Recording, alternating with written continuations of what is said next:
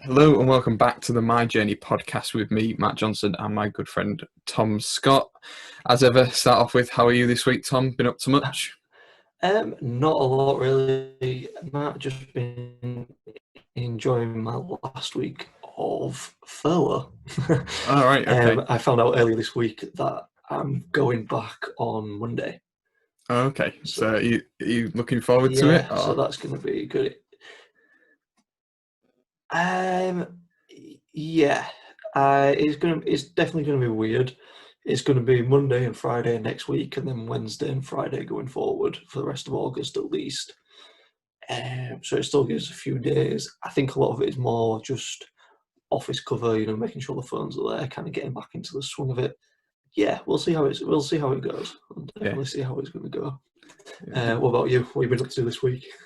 yeah, it's been a very busy week for me. Earlier on in the week, I had that event I mentioned on the last podcast, the Barclays event, which went really well. I Yeah. think there was over 70 people on that and loads of Wow. interactions, loads of questions. So yeah, really, really good event. And then just been busy all week with client work. Got a few potential interactions off the back of that event as well, which is really good. That's good. Maybe a couple of leads. And then today I've been pitching for a huge UK retail brand who I can't name at the moment, but Yeah. if that comes off, that'll be one of the biggest projects I've worked on. So Oh wow. really good experience speaking to them and like seeing the way that they work and just like the way that they're doing things. It's just been it's been incredible. So Yeah. yeah, really good experience. Nice. Oh, very busy week then. Yeah, and like on the side as well, I've mentioned to you off air last time I think, or maybe even as part of the discussions around the idiot trading challenge that we do. I've been looking at Yeah. sports card trading as well, so I've been Yeah. getting into that quite a bit this week and bought my first couple of cards, and yeah, it's been really good fun this week to Yeah. be honest. Oh, I was going to say it does sound like a very busy week. Yeah, and then obviously the week before, we both had a pretty Yeah. incredible week, busy week with the podcast. It went a bit crazy, didn't it? You could say that. There was, yeah, not quite sure. I mean, we was definitely pushing that a fair bit, and we had a very high performing episode that came out. But yeah, have you got the statistics to hand? Yeah, so obviously a few weeks ago we were in the Russian and the UAE charts, which was completely random and crazy. And then we released the episode with Peter, which was brilliant. I thought Peter was a great guest anyway. I really liked Peter um, as someone on the podcast. I thought it was a good episode. And then we launched it and it just outperformed any other episode that we've had to date. In terms of that first few days, we could see that it was doing quite well. So we thought, based on past trends, we thought this could potentially do something in terms of the UK chart again. So we started pushing it, and you mentioned the stats. I've just got the thing up in front of us. Um, so we pipped in a few weeks ago and randomly, but then we went on a massive drive and we got up to 77 in the British entrepreneurship chart for Apple. So that is a huge achievement. Oh yeah, And yeah. I was very proud of that one. yeah, and we also had it stayed in, dropped down to 84, and then down to 171. You know, these things do tail off, but we pipped back in a couple of days ago. They're very far out in the 200s, but I've got another update for you today that you're not aware of yet. Do you wanna hear about that? Oh, okay. So Yeah, always. it's it's another random one. It's not the UK chart, but we're Okay. currently, as we record this, in the chart in Thailand. Okay. We are number 50 in the entrepreneurship 50. chart in Wow. Thailand for the podcast Okay. as a whole, and the predicting the future episode is number 139 in the episode charts over there as well. Wow. Okay. So we've now got Wow. to learn how to say hello and welcome in Russian, and whatever language they speak in Thailand. So we better start figuring that one out. Let's get on with that. Wow. Okay. Um. Yeah, that's a strange reach, but I'll take that. Yeah, definitely. And Yeah. like we said, it took a lot of effort for us to get into the UK chart.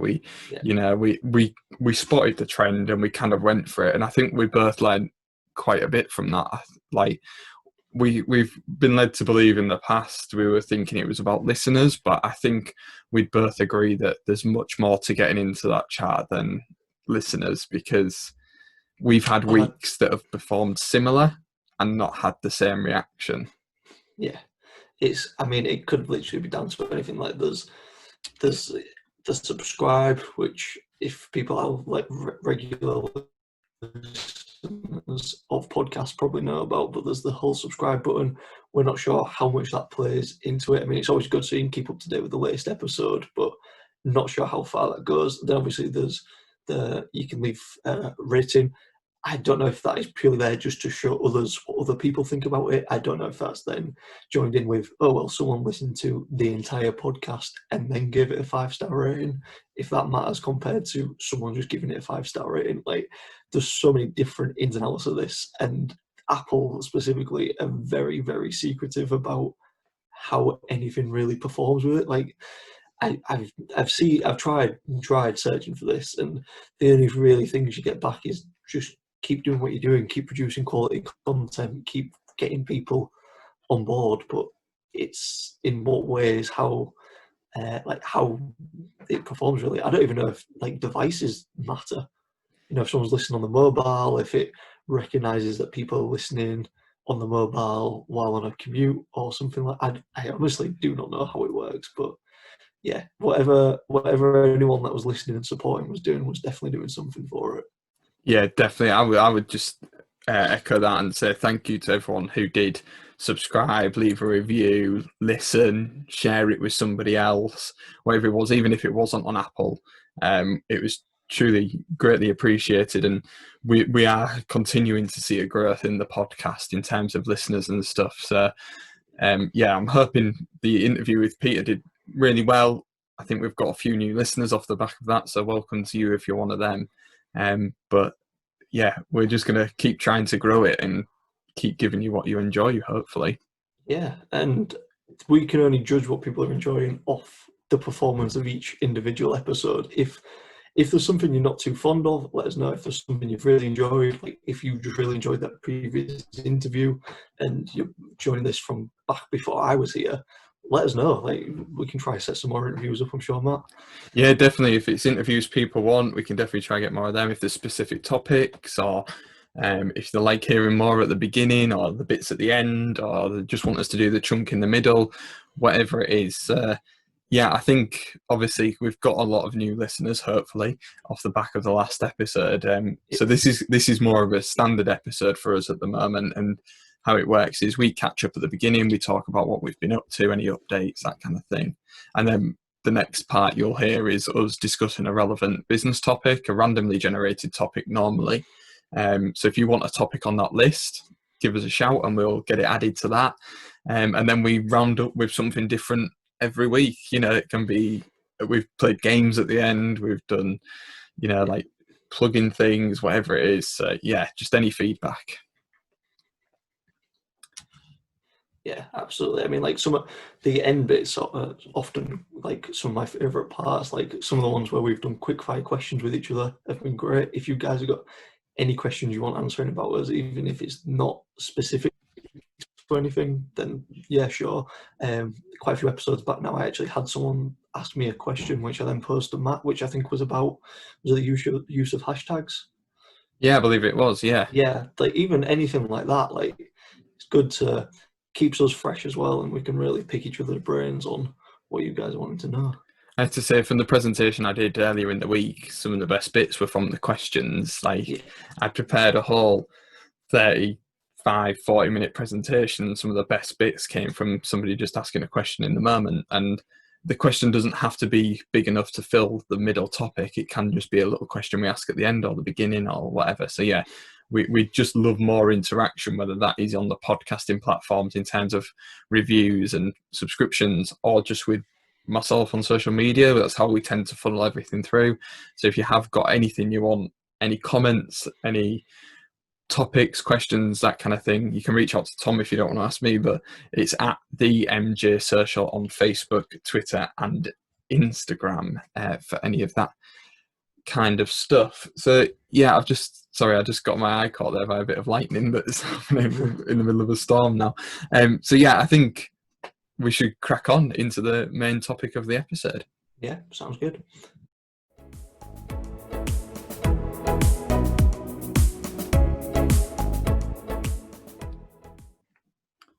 So as ever, we're now going to randomly generate a topic for the main part of this podcast. So we've got a long list in Google Sheets, and I'm using the random number generator on Google.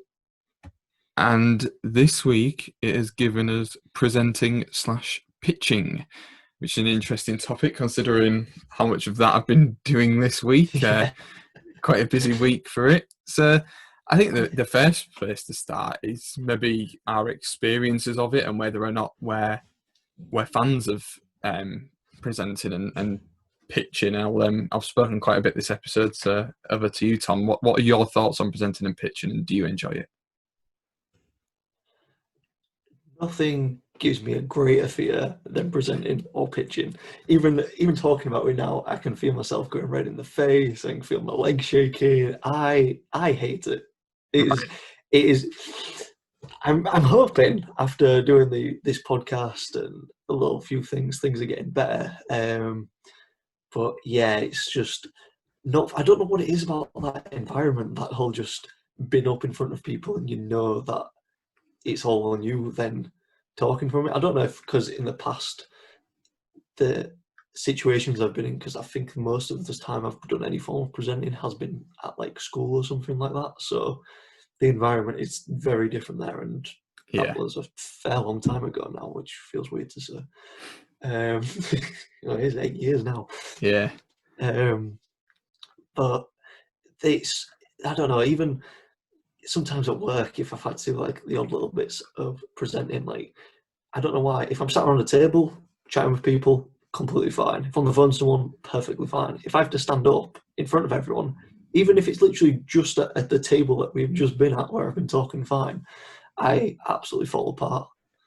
Yeah, it is definitely a psychological thing, that difference between sitting down around a table and standing up. But I think it would be really interesting to get, I know you hate it, so I'm not going to make you do it, but for you to do some presenting and pitching maybe 2 or 3 times because of all the work you've done on this podcast. And yeah, I don't think your first one would be perfect, because obviously it is a big step. But if you did it a couple of times, I think you would really see a difference because of being on here. And we started off just me and you in a room. Then obviously COVID hit and we went into different rooms when we'd do it over the phone or whatever. And but now we're doing it on video, and we're doing the challenge, which is all on video and stuff like that. So I think you would see a big difference. And I have to say, I've kind of relished like the opportunity to stand up and speak. I didn't mind it too much at school. I like the idea of it. I didn't like the idea of standing up in front of peers, but I like the idea of standing up and presenting. Mm-hmm. Got a lot more into it at uni, like I discussed on the interview with Peter. But I definitely think my confidence has gone through the roof as a result of doing this podcast. Yes. Because as well, like at university, we did a lot of presenting, which was great. But to a certain extent, you are in front of a group of your peers, people at a similar level. Whereas doing this podcast, I've been reaching out to people at the top of their game and saying, can I come and speak to you? And I've had to hold my own in a room or within an interview with them, and then put that out for anybody to listen to. I've got no control over that room. So yeah, it is pretty daunting, but this does really help. Oh yeah, I feel like as well that going into it, knowing that one, you wanting to do it, and 2, that you are as prepared as you possibly can be for it. I feel like a lot of situations I've probably been in where it's been like that, it's maybe been a couple of hours or a week or so that's just been like, okay, you have this minimum amount of time to do this, which you don't really want to do, but just kind of pull it together and just kind of get it done. Yeah. Which I feel like, especially as you were saying then, when you've been going to these people at the top of their game, like you've kind of looked for these individuals because of whatever reasons, and you've kind of prepared beforehand what it is that you're wanting to talk with them about, which I feel like doing something like that would help 100% more than just going into something a bit like out of just going for it really. I think as well at school and within business, you're pitching and there's a result riding on it. So like you're presenting. Yeah. So for example, at school you present and you get a grade based on that. So there's that added pressure of doing well. In business, you're presenting, and if you don't do well, you could lose out on a sale or potential whatever it might be. Whereas something else, if I go back in my journey really far, like school at sixth form, I was head boy, and we used to have to stand up in front of every year group and parents and other people and present in front of them. Yeah. But there was no outcome of that. Obviously, you could embarrass yourself and you could, make a fool of yourself, but there was no like, if you don't do well at this, then this negative thing happens.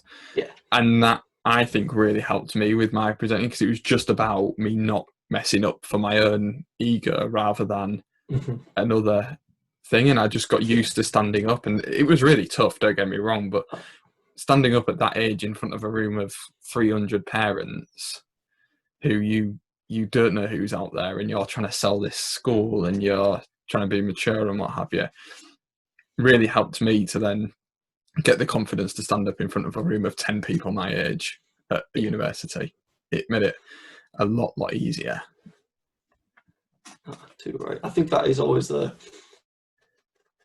thing with me. It's that embarrassment. It's like it's something I've been trying to work on for a while. It's getting that thought out of your head, because if you think of it on the surface, even if you're doing a 5 or 10 minute presentation, by the time that's over, chances are no one's particularly going to remember you being embarrassed sort of thing. They're going to have a takeaway of the few bits that they wanted to listen to about your presentation, or they might just not really care.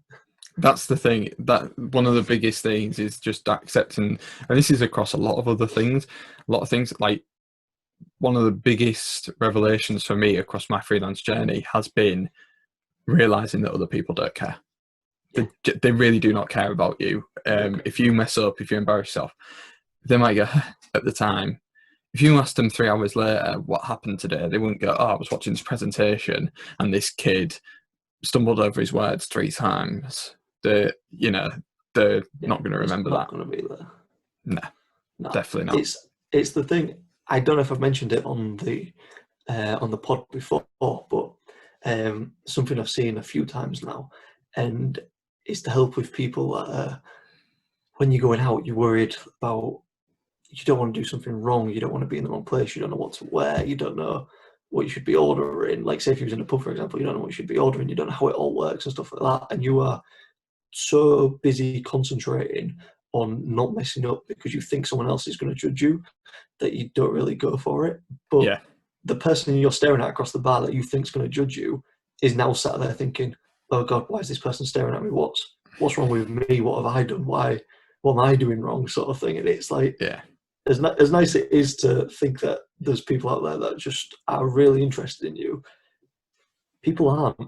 Yeah. People really don't care. The amount of people that come up to me after doing a presentation, like, I think it's been horrendous, and they go, "Oh my God, that was so good. I couldn't do that." Their whole time they're sat there thinking about what they could or couldn't do, not what I've just done. So it is crazy. Yeah, I think once you start getting that set in your head, it could become a lot easier. And I'm saying that knowing it's not set in my head yet, but I'm getting there. I'm trying. Well, I think you mentioned something. I think it was on the previous podcast about the fact that because of the route you've taken, you're a lot more confident on the phone than maybe a university graduate is, or something like that. And one of my top tips for getting better at public speaking is work out all the things that lead to public speaking. Like if public speaking is the worst thing, what's the next worst thing, and work it all the way back until you've got something that you're comfortable with, and then pick the next thing up from that. And if you can't pick up a phone and speak to somebody over the phone, it's very unlikely you're going to be able to stand in front of a room of 300 people and talk. So get used to speaking on the phone, and then get used to leading a meeting, and then get used to standing up at a meeting and presenting at the meeting. Then look at maybe doing a smaller pitch at maybe a networking event, and build it up like that. I don't think there's a key to getting that thing without having all the other things underneath, like you've got to build them foundations. Yeah. There's the bare starting blocks of that. Of some people might not have even, they're just so nervous to do anything, they might not have sent some form of external email to someone that they actually know who's going to receive it, or even if it is just a message or something like that. Like there's that there. Like if there's someone out there that's listening with that sort of thing, use the social media platform we keep talking about, the MJ social. Just send a message to that. Make something kind of public. It be something you've never done before. Just leave a comment saying, "I've just listened to this episode." Even if it's just something like that, like something little, and then with a response that you'd probably get back from one of us in the nice form that we would. Even that might just be a little confidence boost that might just push you on your way. And yeah, and I've spoken to people before, and like I've said for myself, like I didn't like doing video content too much, but having done the podcast and done it just voice only, I'm now really happy doing video content. And some people might start by putting their own words written up onto like maybe social media, and then they might put a photo with some words, and then they might put a small video with that accompanies a blog or whatever, and then they make the blog into a vlog. And just take them small steps, work out what it is that you need to achieve before you try and make that big leap. Obviously not everyone's got that opportunity. There are some people who have to present or have to do something. Like at university, you can't decide not to present. If that's part of your assessment, you're going to have to present for your assessment.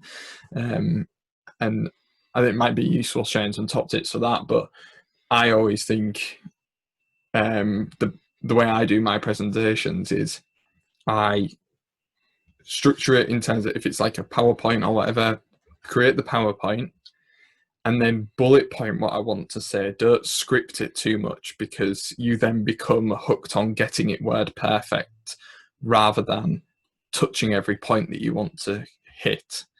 And then if you need cue cards, use cue cards, but again, they are bullet points. Don't have a script, because the worst thing is you shouldn't be looking at your cue cards. They are literally that, to cue you in. And if you've got a script and you lose where you are, you've then got to read through the whole script before you can get the next point. Whereas if you've just got bullet points on a card, you can quickly scan through them. Right, there I am. That's the next point. Right, let's go. And the other thing as well is taking a breath. I just took a couple of seconds pause there, which would have been enough to look down at a cue card. And people will not have noticed that. But you go in, I've forgotten where I am. 1 second, sorry. I'm not too sure. It's highlighting that fact. People notice that, yeah. Yeah. So honestly, a pause is absolutely fine. A bit of stumbling over your words is absolutely fine. And the best way to get over that is just to have prompts rather than a script, because if you have the script, like I say, you become reliant on it and you feel like you missed that one word, rather than, actually, I've still made my point. The point was very clear. Let's move on to the next one, And that's what you really need. Nice. You got any more presenting tips lying around? I think it's practicing as well. As with everything, just practicing it. Because if you can get to the point where you don't even need cue cards, that's even better, right? And if you've got a presentation, I sometimes, if I'm presenting It's been a bit more difficult over Zoom and what have you, but again, it can work really well actually. You can almost make the PowerPoint your prompt. So the things on the board don't make any sense to anyone until you speak around them, because loads of text on a PowerPoint is just, it's horrid. You don't And want death by PowerPoint. Yeah, and so many people do that to draw attention away from themselves, but ultimately they're there to hear from you. So have the prompts there, so it's something for them to look at, something to refresh their memory, and then you've got something to prompt you along. And also, the amount of people that won't come to an event, might sign up for it or don't turn up or don't pay in it, you know, whatever it is, and then ask for the slides afterwards. It's so frustrating when you're doing a paid event and somebody who hasn't bothered paying asks for the slides. Yeah. And if you've kept it in that style where you've got death by PowerPoint, they've got all the value from the presentation and not had to turn up and not had to pay you or not. You want to make it so that they have to be in that room to get the value, especially from a business point of view, because that's when you can then convert them into a client or whatever. So yeah. Oh, it's definitely good. Right, I'm going to have to start organising some form of presentation for myself then. I don't think you need to go big. I think it's like we say, like them steps. I think you just need to push yourself and try things. I think you'll be really surprised when you get back in the office and you're having meetings and what have you. You might still worry going into it beforehand, but when it's done, you'll be like, actually, that was a lot easier than I remember it being, you know. But yeah, it would be great to hear other people's experiences of presenting and whether or not they've got any tips that have worked for them. A lot of people say about imagining the audience naked or whatever it is. And actually, just remembering back, I can't remember the exact tip, but Drew Purvey had a really good tip back in episode 1 of the My Journey podcast.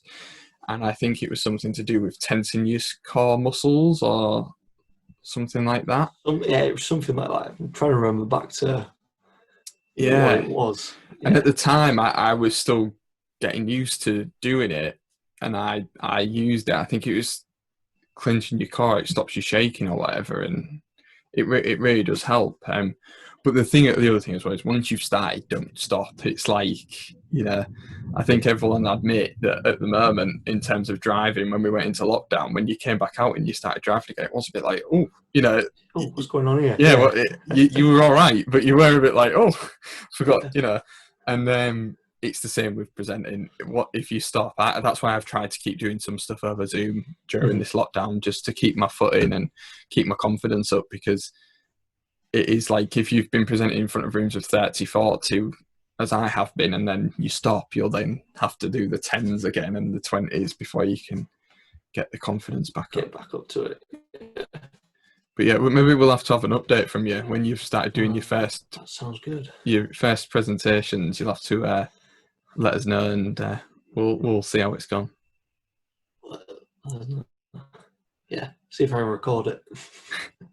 Yeah, that would be good. Yeah, that'll be me sweating at the front, dropping my cue cards, forgetting every single thing we've just talked about in this. Yeah, reading off the PowerPoint. I can see it now. Yeah, I can see it in back turn to everyone. Yeah.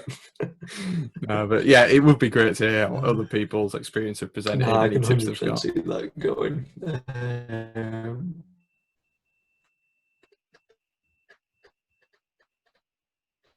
Right.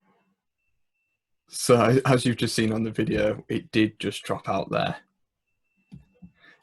So I think we should leave it there, Tom, in terms of the main topic for this podcast. And obviously, if anyone else has got any experience of dealing with presentations, how they deal with them, any top tips that they've got, then let us know. We'd love to hear more about that. But yeah, that's it for the main topic of today. We've got a really cool thing coming up in the last bit though, so stick around for that.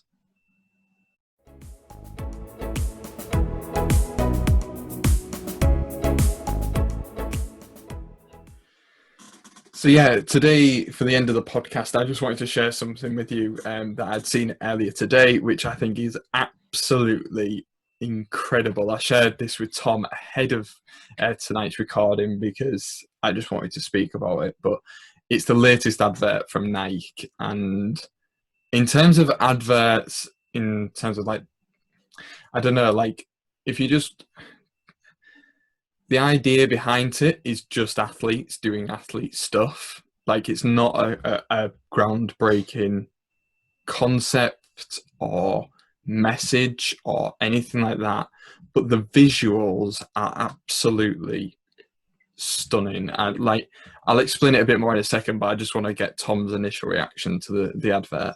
Yeah, when you was first describing it to me before I'd actually seen it, I was picturing some like state of the art, like CGI sort of thing. I was expecting a bunch of colours, lots of splashes. I was thinking along the lines of like like an Apple Mac advert or something like that. You know, the coloured one with the hummingbird or whatever it is. I was expecting something like that, but yeah, wow. So basically, the advert is athletes and just clips of people doing sport, and it's split down the middle, and the two sides are just like in sync. Like there's one part, the tennis part, there's like somebody playing tennis in a street on one side and they're hitting it over a makeshift net, and it comes to the other side and it's somebody in a completely different place doing something very similar, but the ball just seamlessly goes across both, and then they return it.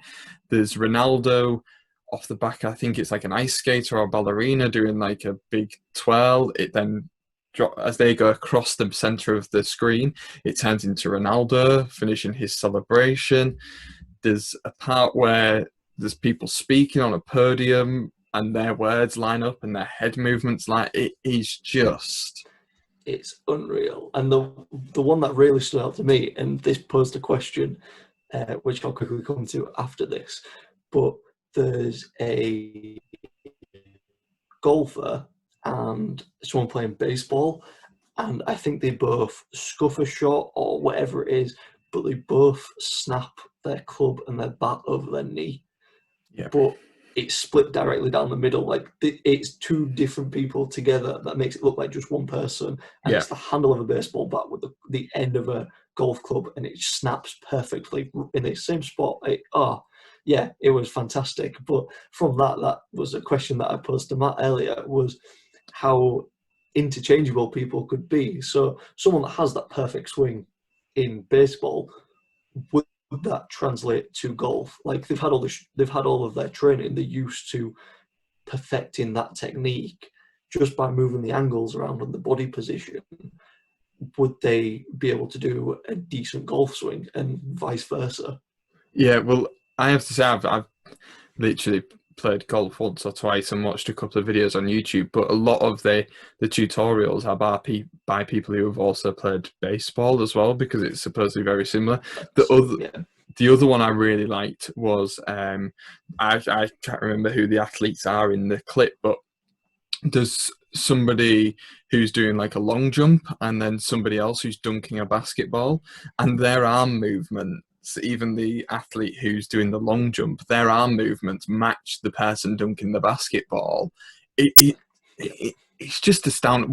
The time that must have taken to do that, but the concept around it is around COVID-19. So have they come up with that idea before and now made it fit COVID-19, or have they come up with the idea of that since COVID-19? Because they're just incredible editing, incredible skill. The time it must have taken, I'm just in awe of it. Yeah, absolutely fantastic. I'm guessing you're going to put a link somewhere.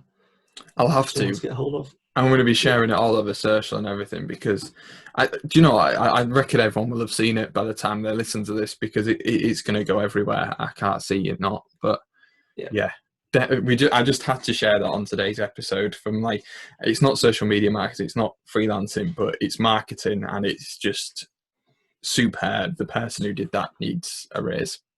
Yeah, absolutely. Just speaking about adverts as well, just quickly. I was watching TV for first time in forever. So I had the joy of sitting through adverts, and it was an advert that came up, and I was like, I have seen this advert before somewhere, and the end of it makes me laugh all the time. But it's the Cronenberg advert from what I can judge from finding the video again on YouTube about 6 or 7 years ago with Cantona. I don't know if you've seen it, but it's all about the hop local farmers. It's the bit at the end where someone comes up to him in the pub and goes, "Are you a farmer?" And he turns around and he's like, "Of course," and does this like little cheeky head nod. I don't know what it is. It just makes me laugh every single time. But you know, when you're just like, I've seen this before. Yeah, Like, it's definitely an old advert. This. Yeah, old advert. They just if you find the old one, they've just taken a few split-second clips out of it for this again. And it's like, are they just recycling that for the whole nostalgia part of it? I don't know. I couldn't really find much behind it. But yeah, I just love that. It's like, it's the whole thing of if it's not broke, don't fix it. Like, I was just gonna say the same thing. The advert works. Why not reuse it?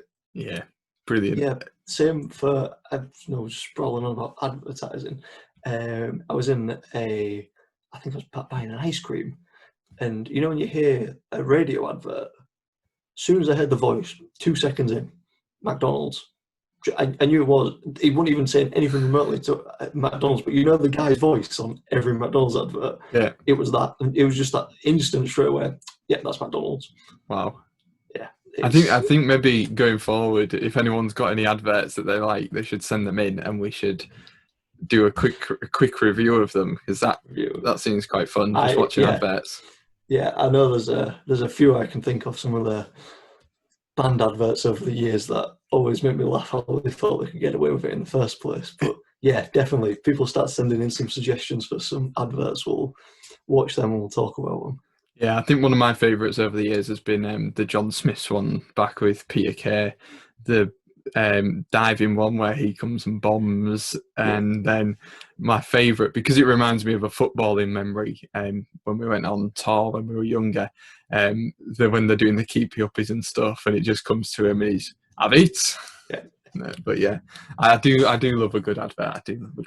So yeah, if you've got any adverts yourselves that you want us to discuss or just share with us, because you love them, make sure to send them over to me at the MJ Social on Facebook, Twitter, and Instagram. But yeah, I think that's a good episode for all you new listeners to kind of get introduced to what we do here on the My Journey podcast. If you're a regular listener, thank you very much for sticking with us through all this, and we'll hopefully have a few more interviews coming up.